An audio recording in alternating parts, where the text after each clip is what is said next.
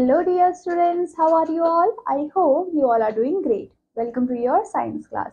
So बच्चों, in previous class हमने बात की थी chapter number 10 की, and in today's class we will be discussing our next chapter which is chapter number 11, right? 11 chapter में हम पढ़ने वाले हैं air and water के बारे में, right? अगर हम एयर के बारे में बात करते हैं तो एयर हम उसको देख तो नहीं सकते लेकिन हम उसको फील कर सकते हैं, लेकिन वाटर को हम देख सकते हैं, राइट?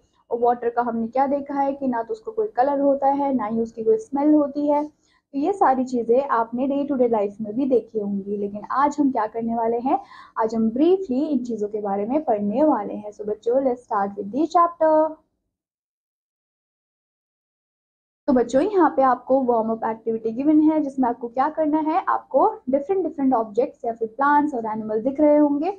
आपको बताना है कि ऐसे कौन से एनिमल्स या फिर प्लांट्स या फिर थिंग ऐसे हैं जो कि आपको एयर में देखने को मिलते हैं और कौन से ऐसे हैं जो कि आपको वाटर पे देखने को मिलते हैं।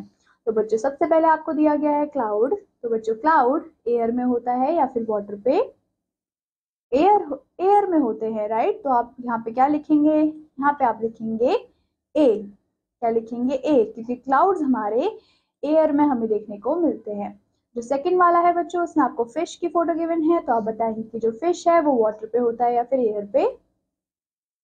फिश होती है हमारे वाटर पे, तो आप यहाँ पे लिखेंगे डब्ल्यू। जो थर्ड पिक्चर है वो है बटरफ्लाई की, तो आप मुझे बताएंगे कि बटरफ्लाई एयर पे होती है या फिर वाटर पे? बटरफ्लाई होती है हमारे एयर में, तो आप यहाँ पे लिखेंगे ए। ऐसे ही आपको क्या करना है, आपको बताना है कि जो शिप है और हॉट एयर बलून है और लोटस है, ये आपको कहाँ कहाँ देखने को मिलते हैं, और आप इस वार्म अप एक्टिविटी को कंप्लीट करेंगे। That is your homework. Now बच्चों, कमिंग टू द चैप्टर, सबसे पहले हम बात करने वाले हैं एयर की। अगर हम एयर की बात करते हैं तो एयर हमारे चारों तरफ है, हम उसको देख नहीं सकते लेकिन हम उसे फील कर सकते हैं जब वो मूव करती है, राइट? अब बच्चों, जब मूव करती है तब आप कैसे देख सकते हो, जैसे कि रस्टिंग लीव्स होती हैं हमारे ट्रीज पे, और वैसे ही जैसे ही कूल ब्रीज आती है तो आपको फील होता है कि हाँ, ठंडी ठंडी हवा चल रही है, राइट? तो ऐसे हम एयर को फील कर सकते हैं। अगर हम बात करें मूविंग एयर की, तो मूविंग एयर को बच्चों हम लोग विंड के नाम से जानते हैं। जेंटल मूविंग एयर को हम लोग ब्रीज बोलते हैं। स्ट्रॉन्ग विंड को हम लोग गेल बोलते हैं, और फास्ट और पावरफुल विंड को हम लोग फास्ट एंड पावरफुल विंड को हम लोग स्टॉर्म के नाम से जानते हैं। अब बच्चों, जो स्टॉर्म्स होते हैं वो बहुत ज्यादा डेंजरस भी हो सकते हैं, क्योंकि उसकी वजह से क्या हो सकता है, जितने भी हमारे ट्रीज हैं वो उखड़ सकते हैं और हमारे जो हाउसेज है वो भी डैमेज हो सकते हैं। अब हम क्या देखने वाले हैं, हम देखेंगे कि एयर में कौन कौन सी चीजें कंटेन होती है। तो बच्चों, हमारे एयर के अंदर हमें ढेर सारे गैसेस देखने को मिलते हैं, जैसे कि oxygen, carbon dioxide and nitrogen, right? अब बच्चों, जो एनिमल्स और प्लांट्स दोनों ही हैं वो दोनों ही इन गैसेस का यूज करते हैं। कैसे? अगर हम एनिमल्स की बात करते हैं तो एनिमल्स ऑक्सीजन को लेते हैं ब्रीथ इन करने के लिए, लेकिन जो प्लांट्स होते हैं वो क्या करते हैं, प्लांट्स यूज करते हैं कार्बन डाइऑक्साइड को खाना बनाने के लिए, और वो क्या करते हैं, रिलीज करते हैं ऑक्सीजन को, और वही ऑक्सीजन हम लोग इनहेल करते हैं, राइट? लेकिन अगर हम रात की बात करते हैं तो रात में प्लांट्स को भी फूड नहीं बनाते, क्योंकि रात में सनलाइट नहीं होती, तो इस वजह से हमें ऑक्सीजन रात के टाइम पे प्लांट से नहीं मिलती है। इन गैसेस के अलावा बच्चों, एयर में हमारे वाटर वेपर्स भी होते हैं और डस्ट पार्टिकल्स भी होते हैं। और अगर आप नोटिस करोगे तो रेनी सीजन में क्या देखने को मिलेगा, आपको बहुत ज्यादा स्टिकी फील होता है।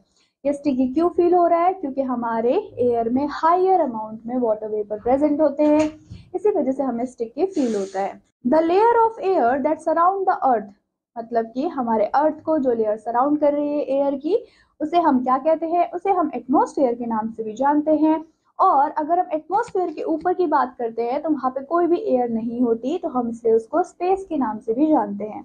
अब बच्चों, जितने भी हमारे एयरप्लेन्स होते हैं वो हमारे फ्लाई करते हैं एटमॉस्फेयर में, और जितने भी हमारे रॉकेट्स होते हैं वो फ्लाई करते हैं हमारे स्पेस में।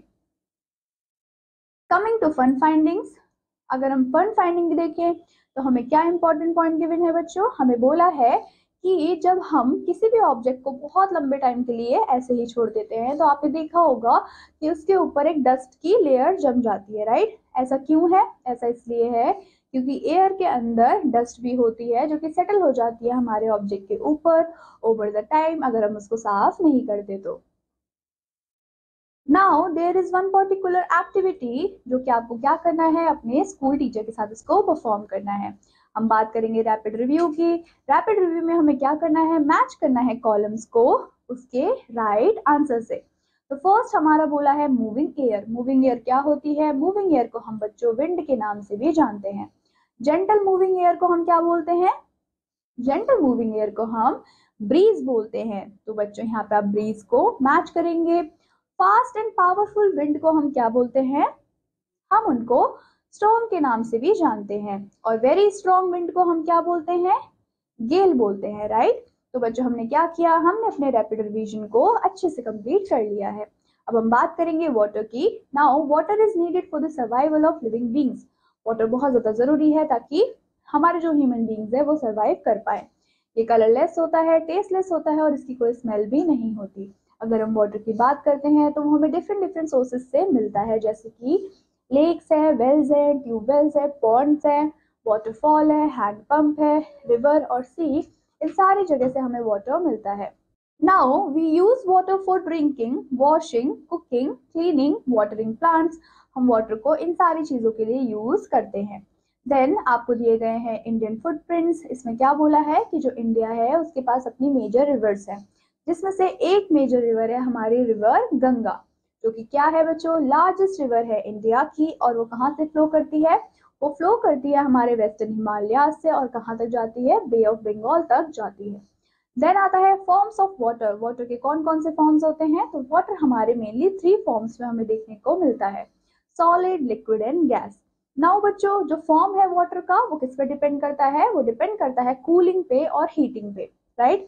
और वाटर का क्योंकि अपना कोई भी फिक्स शेप नहीं होता है, तो आप उसको किसी भी शेप के वेसल में डाल दोगे तो बिल्कुल वो उसी की शेप ले लेता है। जैसे कि फॉर एग्जाम्पल अगर हम बात करें, जब आप क्या करते हो, एक आइस ट्री को लेते हो, उस पर वाटर को पोर करते हो और उसको जब आप रेफ्रिजरेट करके कुछ टाइम बाद निकालोगे तो वो क्या हो जाएगी, वो फ्रीज हो जाएगी। तो इसमें क्या हुआ है, जो वाटर है मतलब जो लिक्विड है वो चेंज हुआ है हमारे आइस के अंदर या फिर सॉलिड के अंदर, और इसी चेंज को हम बोलते हैं freezing, right.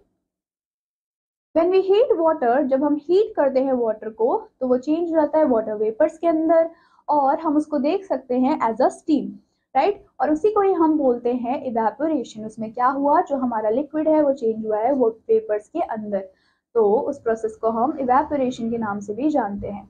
Then water vapour is the gaseous form of water. अब वाटर वेपर क्या है, वो गैसियस फॉर्म है हमारे वाटर का।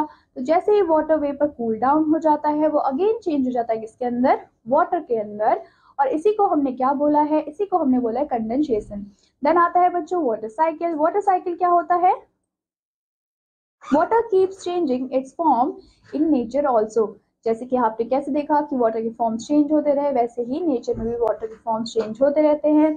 जब सन रेज पड़ती है कहाँ पे बच्चों, सी में, रिवर्स में, पॉन्ड्स में, तो जो वाटर है वो हीट हो जाता है, गर्म हो जाता है, जिसकी वजह से क्या होगा, वो चेंज हो जाता है वाटर वेपर के अंदर। और इसी प्रोसेस को हमने इवेपोरेशन बोला था। वैसे ही जैसे ही वाटर वेपर्स कहाँ चले जाते हैं, ऊपर चले जाते हैं कूल एयर में, और उसके कांटेक्ट में आके क्या होते हैं, जितने भी वाटर वेपर्स होते हैं उनके टाइनी टाइनी ड्रॉपलेट्स होते हैं, वो साथ में मिलते हैं और क्लाउड्स को फॉर्म कर लेते हैं। और इसी प्रोसेस को हम कंडेंसेशन के नाम से जानते हैं। देन क्या होता है, जितने भी हमारे क्लाउड्स होते हैं वो और कूल हो जाते हैं, वो और ठंडे हो जाते हैं जब उनके पास से कोई भी कूल एयर गुजरती है, और वो बहुत ज्यादा हैवी हो जाते हैं और क्या करते हैं, फॉल डाउन हो जाते हैं, गिर जाते हैं हमारे अर्थ पे in the form of rain. किसके फॉर्म में, रेन के फॉर्म में और स्नो के फॉर्म में। उसी को ही हमने बोला है प्रेसिपिटेशन। तो बच्चों आपने देखा कि कैसे वाटर रिवर से आया और वापस रिवर में ही गया। तो ये जो पूरी साइकिल जो हमारी चलती है बच्चों, उसको हम बोलते हैं water cycle. Now coming to key terms. Key terms हमारा फर्स्ट टर्म है एयर। एयर क्या होती है, इनविजिबल गैस होती है जो कि सराउंड करती है हमारे अर्थ को। एटमोस्फेयर क्या था बच्चों, लेयर था हमारे एयर का अराउंड दी अर्थ। विंड क्या थे, विंड हमारी मूविंग एयर थी। ऑक्सीजन क्या है, ऑक्सीजन एक गैस है जो कि प्लांट्स और एनिमल्स दोनों को ही चाहिए होता है। सिमिलरली कार्बन डाइऑक्साइड क्या है, गैस है जो कि रिलीज करते हैं एनिमल्स और प्लांट्स उनको यूज करते हैं। वाटर वेपर्स क्या थे, हमारे टाइनी टाइनी क्या थे, वाटर के ड्रॉपलेट्स थे जो कि एयर में प्रेजेंट थे। वाटर साइकिल क्या था, वाटर साइकिल हमारे कॉन्टिन्यूस प्रोसेस था जिसमें कि वाटर क्या कर रहा है, मूव कर रहा है between the earth and atmosphere. Then coming to summary snapshot, हमने क्या देखा कि एयर जो है वो हमारे चारों तरफ है, हम उसको देख नहीं सकते लेकिन हम उसे अच्छे से फील कर सकते हैं। एयर के अंदर गैसेस भी हमने देखे जैसे कि oxygen, carbon dioxide and nitrogen. अब वाटर जो है वो बहुत ज़्यादा असेंशियल है हमारी लाइफ के लिए। इसका कोई कलर नहीं होता, कोई टेस्ट नहीं होता और कोई स्मेल भी नहीं होता। देन जो वाटर होता है वो एग्जिस्ट करता है सॉलिड, लिक्विड और गैसेस के फॉर्म में। वाटर साइकिल में क्या होता है बच्चों, जो वाटर होता है वो इवेपोरेट होता है अर्थ के सरफेस से, कंडेंस हो जाता है क्लाउड में जाके एंड वापस फॉल बैक हो जाता है in the form of rain और स्नो। इसी को ही हमने क्या कहा था, हमने इसको वाटर साइकिल का नाम दिया था। So students, that's all about this chapter. I hope you understood the chapter very well. I will meet you in your next class. Till then, take care and bye-bye.